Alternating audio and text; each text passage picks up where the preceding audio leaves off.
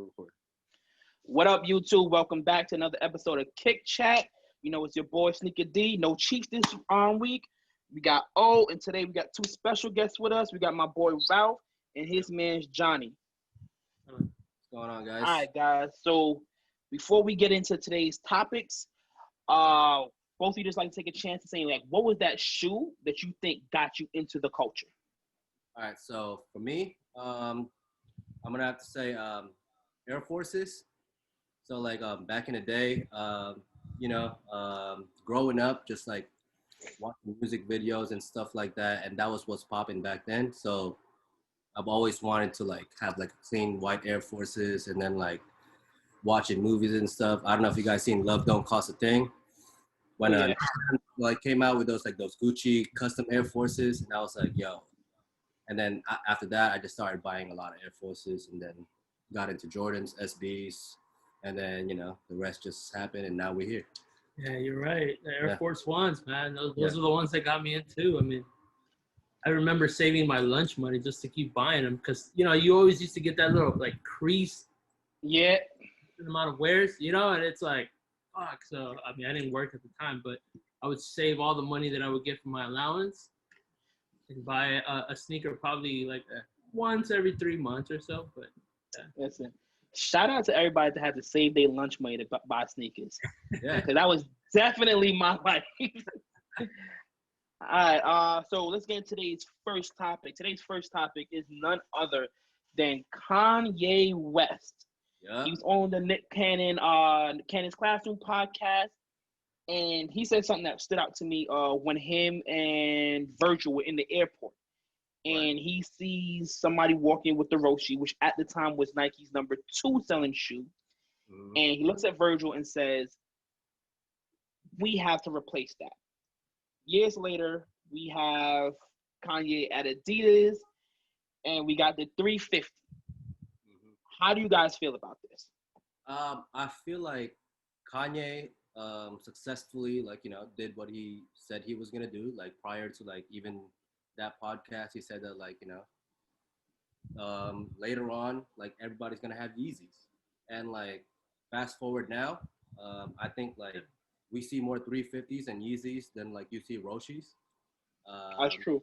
So I feel like he's done a great job with taking over that market, and also as a businessman, as a creative, I think he did a great job with Adidas, bro. I really think that Kanye you got to give it up to him. He really shaped this this culture. You can't take that away from him. And a lot of people will say something about it, but he did shape the culture with fashion and shoes, bro. And he definitely puts his passion where he wants it to go. I mean, he did it with music. He's doing it with fashion. So I think he did replace it. Yeah, he did. I think so. He's a visionary, man. Y'all do you guys feel the same, or y'all I'm gonna let O go with this one before I go. All right. First of all, you're talking to a Kanye stan, honestly. So Kanye can do nothing wrong in my eyes. Speaking as a person who has both Roshes and Yeezys, I think one is smart, right? You don't recreate the wheel. And if the shoe is selling, and you say, hey, that's a good shoe, but I know that I can do something that's similar and will look aesthetically more pleasing to the masses, or I could give it out to the masses with the idea of it being a super beautiful, comfortable shoe, then you do that. You don't recreate the wheel. The shoe was selling. You make something that is resemblant of that, and not for Nike. Anybody who already dislikes Nike or is more of an Adidas fan is gonna purchase that shoe. Or was thinking about getting a Roshe, and sees that this is a high scale version of Roshe, especially in an era where status too, Exactly. You're in an era where that stuff means a lot to people.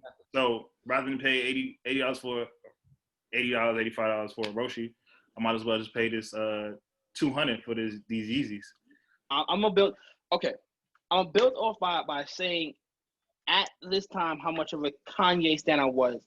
to the fact that before he made the first Air Yeezy with Nike, he used to wear these shoes called Auto Matsumoto's. Yeah. Which, if you ever see them, is really the inspiration for the Air Yeezy One. Yeah, they have And yeah, I went with the A on the side. Yeah. I went so hard to find these shoes with the red pair that he wore in Stronger with the straps. Like, I think they'll still somewhere at my mother's house. So that's how much I was into Kanye's fashion sense. Like, I personally believe when it comes to the sneaker game, Kanye West is Diddy because he is the remix. He knows how to take something and remix it into a more presentable form. Like he's definitely great at that. But this is someone that does not own any Adidas Air Yeezys. Now, when they first came out, I tried to get them. They were just really tough to get at that time, and it was super pricey, and I didn't have the resale value for it. Right. But I remember I had a pair of all black Roshes, and I'm a teacher, so I was in the schoolyard. I remember this after school, so I switched out of my work shoes into my sneakers, and the kids ran up like, "Oh, he got the Yeezys!" Right now, this is how rare the 350s were at that point. The kids did not even really know what they looked like up and close, but that's how they thought the Roshes were because how similar it was. Yeah, and I was like, nah, these aren't the. I'm like, these are Nikes. Like, look at the check. And it was like, oh man, those is whack. And like, I was like, wait, hold on. 30 seconds ago, when you thought they was the Yeezys, they were cool. But then I told you these are Nikes, so they're whack. And me personally, I think that's what held me back from getting any Adidas Yeezys because I was like, I wasn't sure if people liked them or if it was the hype around it. So I was like, you know what? I don't want to fall into the hype. yeah, So I've purposely kept myself away from owning Yeezys. So when he said that about the Roshis, I was like, yo, something about that just touched home. I was like, yo, I wonder how much people will own a pair of 350s, but would have never bought a pair of Roshis. yeah. I mean, But I own like these, like like the first 350s and the 750s. I did own them. Um, like I said, like it is a status thing. Like like back then, everyone had that comparison between Roshis and Yeezys. The shape and silhouette are relatively similar. But then like again, I'm gonna give it to Ye. He did put way better materials. He did reshape it to match the way clothes were being worn at that time. Like he did rework the Roshi. But for me, it just always was a standoffish shoe because I felt like it was just the hype. Yeah, it was hype. It was super hype. Who wasn't trying to get Yeezys at that time? Come on. That's true. The 750s, I still need a pair of those though. Who didn't want the 750s after the VMAs? I mean, was it his pair of shoes that opened up the resale market? Yeah, I think it did. Yeah, I mean, like if you think about it, before like before Ye even did the Air Yeezys, when like he was like heavily like wearing like Jordans, like remember that one when it was so hard to get Royal Ones? Yeah. And then when they dropped the Royal Ones again, like I think 2015, I'm not even sure like what year, but like the latest Royal Ones, like the last one. Yeah. And like it was like heavily like saturated the market, and then like like because before Royal Ones were selling like damn near 800, 1,000, and then like when they redropped it, and then like it was like close to retail, like 250 you can get Royal Ones, and like now Royal Ones are going back again because like right now Jordan Ones is like a thing, and then like right now it's like everything is like doing this archive thing, like everything from back then, like they're putting it back into the market and like making it like the cool thing, like like, which is great because you got to go back to your roots, but at the same time it's like I don't know, I have like mixed emotions with it. How you feel about like like all the Jordan ones and all the SBs, like it's crazy. I mean, just like anything else, I think it just gets recycled. I mean, fashion gets recycled from back in the days to now. So with shoes, I mean, it gives it a chance for people who want it. I mean, I'm an old collector. I had that chance with older pairs that I never could have gotten before. versus Facts. the All right, Roshe. so let's stick on this Kanye train. And I remember with the old conversation, I wasn't sure if this was at the Breakfast Club or he was talking to Sway. And Ye says his inspiration, this is before Adidas too, he says his inspiration for fashion is to at one point to get everybody dressed like the old dude in the park feeding the birds. And he was just like to sit there with your New Balances. And I remember when he said like New Balances, I was like, yeah, you're bugging. I'm not wearing no New Balances. But I'm not gonna lie, over the last few years, New Balance has made a splash. Like New Balance is almost like our own subculture of itself. Like it has like a really strong underground. Like New Balance is kind of like MF Doom. Like it has a strong following, but only for people that are like into it. And it kind of reminds me of like Air Max in the early 2000s, where like it was a thing, but it wasn't a thing for everybody. So I just want to say like who do we think like really like has that subculture buzz right now? Like, is it New Balance or is it the Air Maxes?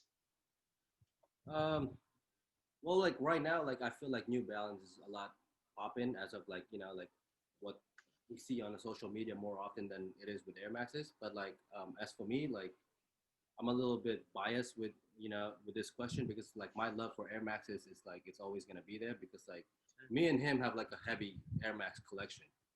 So and like we're so deep with like Max Ones, 90s, all that. But I feel like with New Balance, like I don't really own a lot of pairs, but like I feel like the person responsible for putting like New Balance and all the runners on is Ronnie Fight. Yeah. Asics, New Balance, he did that, bro. And like he's the reason why like the market picked up with it. Yeah. I honestly believe that. Same way with Oh, joggers. It, you know? that is true. That is true. Oh, Yeah. I keep following them and I keep saying the same exact things. I not gonna knock New Balance. Haven't owned a pair in a while.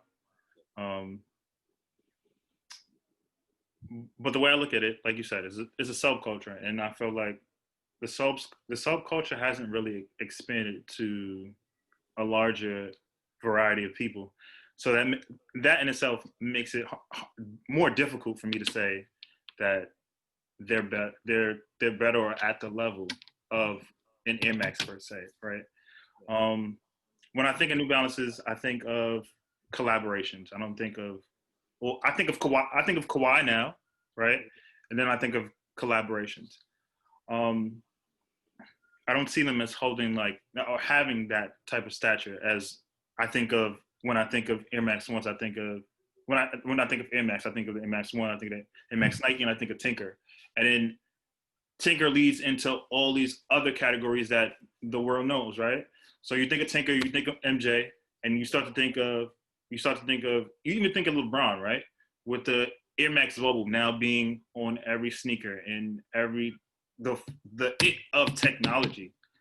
So for me, I would say that Air Max is always always gonna take the cake or have the cake to even even if you put it in a subculture group, it's gonna have that because it branches off from that subculture to a wider variety of people. I feel you. And in all honesty, what the Air Max is for sneakers, no, I don't think no other single shoe could compete. So I'm never gonna say it's New Balance over Air Max, but I do think New Balance has the now.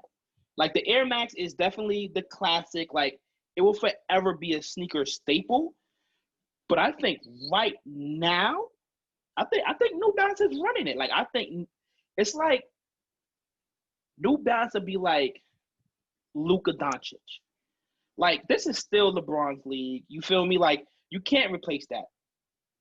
But Luka got now. You feel me? Like he's what's hot now. Like he's what the young kids are into. And I think also it might be because as I'm getting older, my style of dress is changing a little bit. It's becoming more a little less streetwear, a little more, I want to say closer to preppy, not too close because I really hate ties, but like a little closer to preppy. So like when I think of like let's say a collab like the Bodegas, I think the Bodega Hypercats are like a super casual shoe that has that hype beast vibe, but you can also like put that on with like a cardigan, some slacks, and still not look like out of place. Like they like they have the Jowd. I'm pretty sure I'm saying with all those J's. I'm pretty sure I'm saying that name wrong.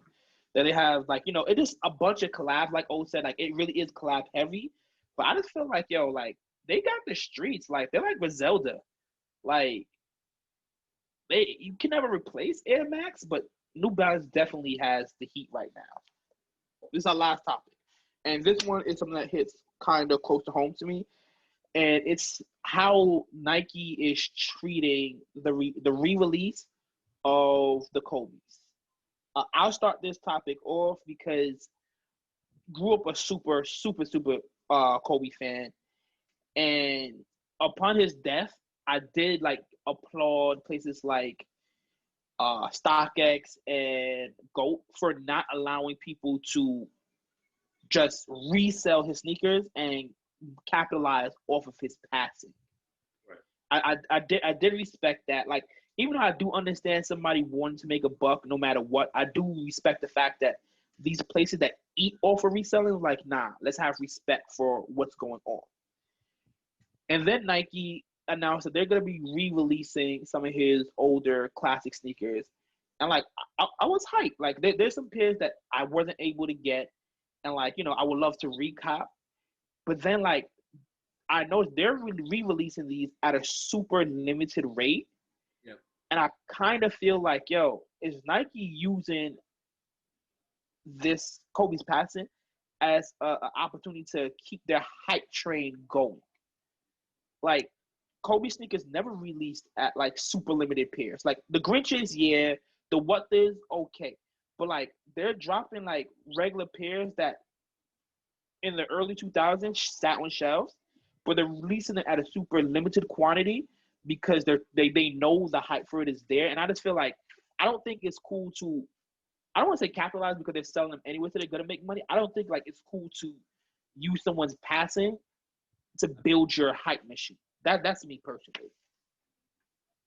Um, for me, like it's like 50-50. I don't think that Nike is like fully using Kobe's passing to their advantage. It's just like to them, it's like like it's like a kind of like in memory of type stuff. But then again, like if there's a seller, there's a reseller. You know what I mean? Because the market, there's always like that thing, like that line. Even if like people like stop, like like will put a hold on like reselling like Kobe's and stuff like that. People are gonna hold that shit till like to later till the point that they can resell it again. Because like That's true.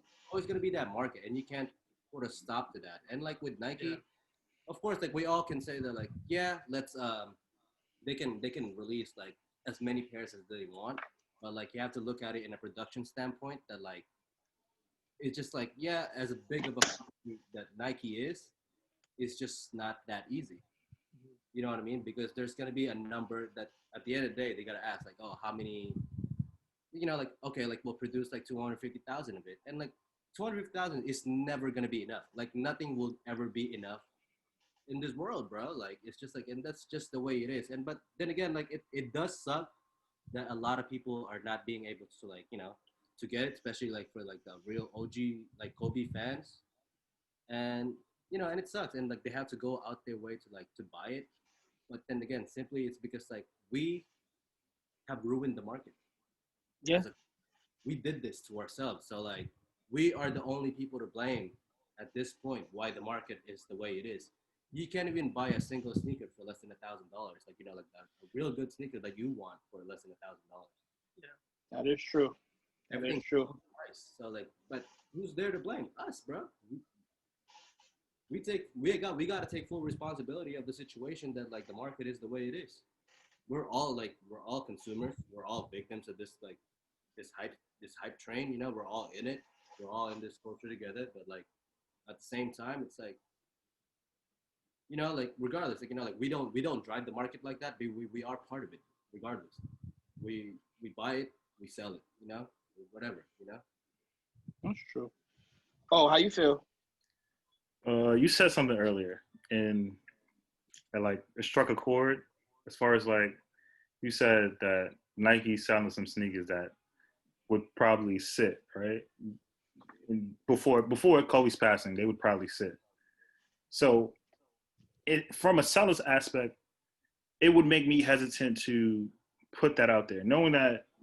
Granted, we know that with the passing of Kobe, the shoe is probably going to sell, but we also know that prior to his passing, this shoe was a shoe that nobody, well, very few people, right? Because it's a basketball sneaker.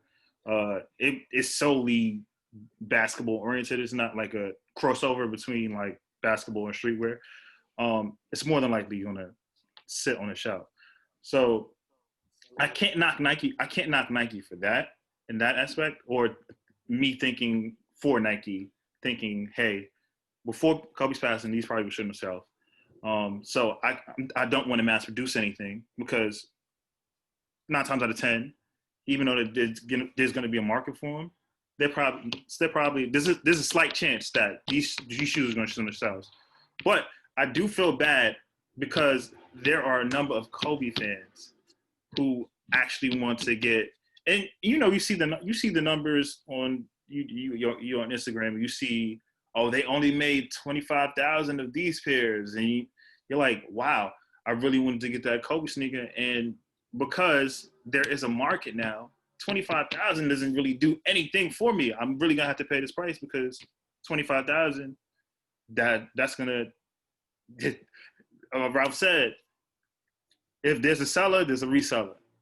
They're gonna buy those sneakers, and it's gonna require me to pay more for it. So as a buyer, yeah. So like Ralph, I'm 50-50 in the aspect that I can understand why Nike might be hesitant to put so many out there, but I also do feel for the consumer who actually wants to get their hands on. I know for me, before Kobe passing, every undefeated Kobe thing that came out, I wanted to have. Granted, I have respect for Kobe. I can't say I'm the biggest Kobe fan. My favorite player was Steve Nash. Shout out to Steve Nash for his job. And Kobe, he just like besides those 2 years where he had bad teams, Steve Nash can't really get past Kobe. Can we not talk about Steve Nash right now, bro? But what I'm saying, if you want to talk about Steve Nash, talk about him going to the Lakers and stealing money, man. Well, his back he went over there to stretch his back out, man. Listen. He had a whole Tommy Brown contract paid to sit, bro. That is true, bro. I was so hyped when we heard we got Steve Nash. My man, I didn't know he went there for vacation, man. That's crazy. He had to pay you back for all the years, man. Him and Dwight never forgave him, man. But hold on, before we get out of here, I do want to give a shout out to my dude from Instagram. If you have any old pair of sneakers and they're beat to death, you wore them to death, and you want to like make them look brand new again, hit up at Clean Kicks on Instagram. I've seen this man work miracles, just taking sneakers, cleaning them, bringing them back to life. Like I just sent him my pair of Grinches because they start to talk, and I was like, you know what? Let me just cop another pair. And then I seen those StockX prices, and I was like, no way. So I sent it to this guy, them to fix it. As soon as I get them back, I'll show it to you. Show it to the people. But if you need kicks to be brought back to life, man, hit up at Clean Kicks on IG. So, fellas, before we get out of here, we got to talk about what's on the feet. I'll start it off this week.